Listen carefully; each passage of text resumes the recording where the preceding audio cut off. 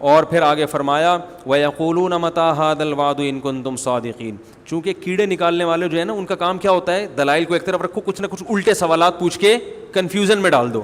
تو فوراً یہ سوال کرتے تھے کہ اچھا جب قرآن کہہ رہا ہے دوبارہ جمع ہوں گے, حساب ہوگا, وہ کب ہوگا, ڈیٹ بتائیں, اس کی ڈیٹ کیوں نہیں بتا رہے آپ؟ تو اللہ نے فرمایا کہ تمہیں تاریخ سے کیا لینا دینا ہے, ہم کیوں بتائیں؟ کسی چیز کی تاریخ اگر کسی کو معلوم نہ ہو تو اس سے یہ لازم نہیں آتا کہ ایسا دن واقع ہوگا ہی نہیں. مصلحت ہے. جیسے موسیٰ علیہ السلام کو اللہ نے کوہ طور پہ بلایا تو حضرت موسیٰ سے اللہ نے فرمایا اکاد اخفیہا, اے موسیٰ قیامت آئے گی لیکن اس کا ٹائم اور وقت کسی کو نہیں بتاؤں گا میں. اسی اللہ کی مرضی ہے, نہیں بتایا اللہ نے.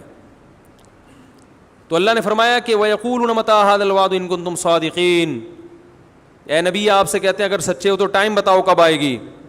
وَيَقُولُونَ مَتَىٰ هَٰذَا الْوَعْدُ إِن كُنتُمْ صَادِقِينَ قُلْ إِنَّمَا الْعِلْمُ عِندَ اللَّهِ, کہہ دیجئے اس کا علم صرف کس کے پاس ہے, اللہ کے پاس ہے. وَإِنَّمَا أَنَا نَذِيرٌ مُّبِينٌ, اگر میں نے قیامت لانی ہوتی تو میں بتاتا, لانے والا اللہ ہے, وہ نہیں بتا رہا تو میں کہاں سے بتاؤں تمہیں بھائی. کیسی صاف باتیں ہیں نا. اللہ نہ کرے محمد صلی اللہ علیہ وسلم جھوٹے نبی ہوتے, معاذ اللہ, تو بتا دیتے فلاں تاریخ کو آئے گی, 100 سال کے بعد آئے گی. آپ کہتے ہیں یہ جتنے لوگ ہیں 100 سال کے اندر تو میں بھی چلا جاؤں, وہ بھی چلیں گے, تو بھائی جو جھوٹا نبی ہوتا ہے کہہ رہے میری دکانداری تو چلی جائے گی نا, باقی لوگ بھاڑ میں جو مرضی کریں بھاڑ میں جائیں, مجھے اس سے کیا ہے. کیا خیال ہے بھائی, وہ کچھ بھی کہہ دیتے, کہتے چلو میں 100 سال کے بعد کا ٹائم بتا دیتا ہوں, اور 100 سال سے پہلے تو ہم بھی چلے جائیں گے, یہ سارے دنیا سے چلے جائیں گے. بعد والے اگر مجھے جھوٹا سمجھتے بھی ہیں تو جب دنیا سے میں چلا ہی گیا تو میں نے جو مالی جو مفاد حاصل کرنے تھے, عزت حاصل کرنی تھی, پیسہ حاصل کرنا تھا, خواہشات پوری کرنی تھی, میرے تو مزے ہو ہی جائیں گے نا. تو صاف پتہ چلتا ہے کہ آپ صلی اللہ علیہ وسلم یہ دنیا کے لیے نہیں کر رہے تھے, کیونکہ جو شخص اللہ پر جھوٹ باندھ سکتا ہے کہ میں اللہ کا نبی ہوں, اتنا بڑا جھوٹ, وہ جھوٹی تاریخ گھڑ کے کیوں نہیں بیان کر سکتا بھائی. کیا ہو گیا بھائی جان, وہ جھوٹی تاریخ بیان کرنے میں اس کو کتنا ٹائم لگے گا. لیکن نہ, جب سورج گرہن ہوا نا نبی کے دور میں, تو عرب میں یہ مشہور تھا کہ جب کسی بڑی شخصیت کا انتقال ہوتا ہے یا کوئی بڑی شخصیت پیدا ہوتی ہے تو چاند اور سورج اس وقت گرہن ہوتے ہیں. اللہ کی قدرت, اسی دن نبی کے بیٹے کا انتقال ہوا اور چاند یا سورج گرہن ہو گیا. تو صحابہ نے پوچھا یا رسول اللہ آپ کے بیٹے کا انتقال ہوا اس لیے چاند گرہن ہوا. آپ نے فرمایا نا نا نا نا, سورج اور چاند اللہ کی آیتوں میں سے آیات, یہ کسی کے جینے اور مرنے سے اس کا تعلق نہیں ہے. کوئی جھوٹا نبی ہوتا تو فوراً کیا کہتا, ہاں دیکھو میں بڑا آدمی ہوں اور بڑی شخصیت کے بیٹے کا انتقال ہوا ہے, یہ سورج گرہن اسی کی علامت ہے, آدھے عرب اور مسلمان ہو جاتے. جھوٹا نبی ہونا کہ فوراً ان چیزوں کو کیش کرائے گا. ہمارے نبی صلی اللہ علیہ وسلم نے کہہ دیا کہ سورج اور چاند کے گرہن ہونے کا کسی کی زندگی اور موت سے تعلق نہیں, اللہ کی نشانی ہے. تو میرے بھائی اسی طرح ہمارے نبی نے کہہ دیا مجھے قیامت کی تاریخ معلوم نہیں ہے, مجھے نہیں پتہ. انما العلم عند اللہ, کہہ دیجئے علم صرف اللہ کے پاس ہے. وانما انا نذیر مبین, میری حیثیت کیا ہے, میں تو صرف ڈرانے کے لیے آیا ہوں. میں بتا رہا ہوں کہ اللہ نے تمہیں یہ جو نعمتیں دی ہیں ان کے بارے میں اللہ تم سے سوال پوچھے گا, مر کے مٹی ہو کے ختم نہیں ہوگے. آج ختم کر دیتے ہیں سورہ ملک کو. وانما انا نذیر مبین فلما رأوه زلفة سیئت وجوہ الذین کفروا وقیل هذا الذی کنتم به تدعون. اللہ نے اپنے نبی کو تسلی دی, فرمایا جب یہ اس جہنم کو اپنی آنکھوں سے دیکھیں گے نا جو نافرمانوں کے لیے تیار کر کے رکھی ہے, تو ابھی تو کہہ رہے ہیں اس جہنم میں جانے کا ٹائم بتائیں, لیکن جب دیکھیں گے تو ان کے چہرے بگڑ جائیں گے. جیسے کسی چیز سے نفرت ہوتی ہے انسان کو اور اسے دیکھ کے چہرہ بگڑ جاتا ہے. وقیل هذا الذی, اور کہا جائے گا یہ ہے وہ آگ جس کا تم دعویٰ کیا کرتے تھے, مانگا کرتے تھے کہ کب آئے گی. تم کہتے تھے ہمارے سامنے یہ آگ لے کر آؤ ہم دیکھیں, تو یہ ہے جس کو تم مانگا کرتے تھے. آج تمہارے مانگنے پر اللہ نے یہ تمہارے سامنے رکھ دی ہے.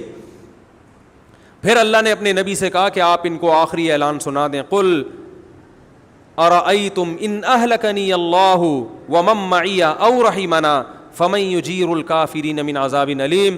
بتاؤ جہنم کب آئے گی، یہ تاریخوں میں پڑھنا، یا جہنم کب آئے گی، جنت کب آئے گی، قیامت کب آئے گی، اس کی تاریخیں تو مجھے معلوم نہیں ہے. لیکن ایک سوال میں تم سے پوچھتا ہوں کہ بالفرض اگر میں غلط ہوں، اگر میں دعوت میں غلط ہوں، اور جو اس کائنات کو پیدا کرنے والا ہے وہ مجھے بھی ہلاک کر دے اور میرے ساتھ جو ایمان والے لائے ہیں ان کو بھی ہلاک کر دے، تو کیا وہ تم کو چھوڑ دے گا؟ تم تو صاف انکار کر رہے ہو اس کا، تمہیں کیسے چھوڑ دے گا وہ؟ اگر میں دنیا میں ہلاک ہو بھی گیا، تمہارے قتل کرنے سے ہلاک ہو گیا، تمہارے نقصان پہنچانے سے چلا گیا، اپنی مشن میں بالفرض ناکام ہو گیا، تو تم مجھے یہ بتاؤ کہ جو رب مجھے ہلاک کر سکتا ہے وہ اپنے انکار کرنے والوں کو جو سرے سے اس کو مانتے ہی نہیں ہیں، نہ اس کے قانون کو فالو کرتے ہیں، ان کو اس اللہ کے عذاب سے کون بچائے گا؟ یہ بھی ایک سمجھانے کا انداز ہوتا ہے. اور پھر اللہ نے ایک دلیل، قل هو الرحمن آمنا به وعلیہ توکلنا، اور اے نبی ان سے کہہ دیجئے وہ اللہ صرف اللہ نہیں ہے، اس کی صفت ہے رحمت کرنے والا.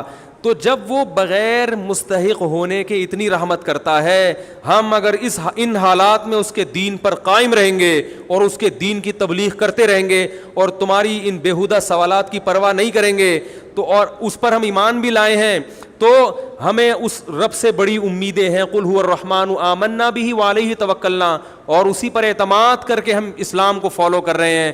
تو ہمیں تو اپنے مشن کے صحیح ہونے پر اطمینان بھی ہے، اور جیسے بھی حالات ہمارے سامنے آ جائیں ہمیں اس پر بھی اطمینان ہے کہ وہ ہمارے حق میں بہتر ہی ہوں گے، چاہے وہ ظاہری لحاظ سے نقصان دہ کیوں نہ ہو.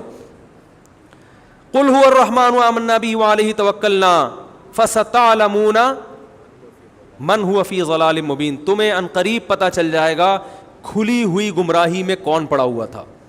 اور پھر اللہ نے آخری آیت جو سورہ ملک کی نازل کی، اس میں اللہ نے اپنی ایک اور قدرت کو بیان کیا کہ سورت کو ختم ہوتے ہوتے ایک اور میں اپنی نشانی بیان کر دوں ان لوگوں کے لیے جو اللہ کو نہیں مانتے، یا اللہ کو مانتے ہیں مگر اس کی نہیں مانتے، یا اللہ کے ساتھ شریک کرتے ہیں.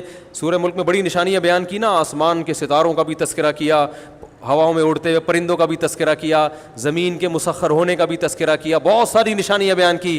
سورت کا جو اختتام ہے ایک نشانی پر، قل ارأیتم ان اصبح ماؤکم غورا. مجھ پر لوگ اکثر یہ اعتراض کرتے ہیں عقلی باتیں بہت کرتے ہیں، عقلی باتیں. تو بھائی اسلام تو نام ہی عقل کا ہے، قرآن بار بار عقل استعمال کرنے کا حکم دے رہا ہے نا، قرآن میں عقلی دلیلیں زیادہ ہیں. بہت مشکل ہے، ابے کیا ہو گیا، بہت مشکل نہیں ہے، بہت آسان ہے سمجھانا. یہ میری تکیہ کلام بن گیا ہے نا، کیا کروں میں، مجبور ہوں. بہت آسان ہے سمجھانا، اب پھر مزہ نہیں آئے گا. تو قرآن نے عقلی دلائل بہت دی ہیں. سورج کا اختتام کس پر ہو رہا ہے؟ ایک عقلی دلیل پر کہ عقل استعمال کرو.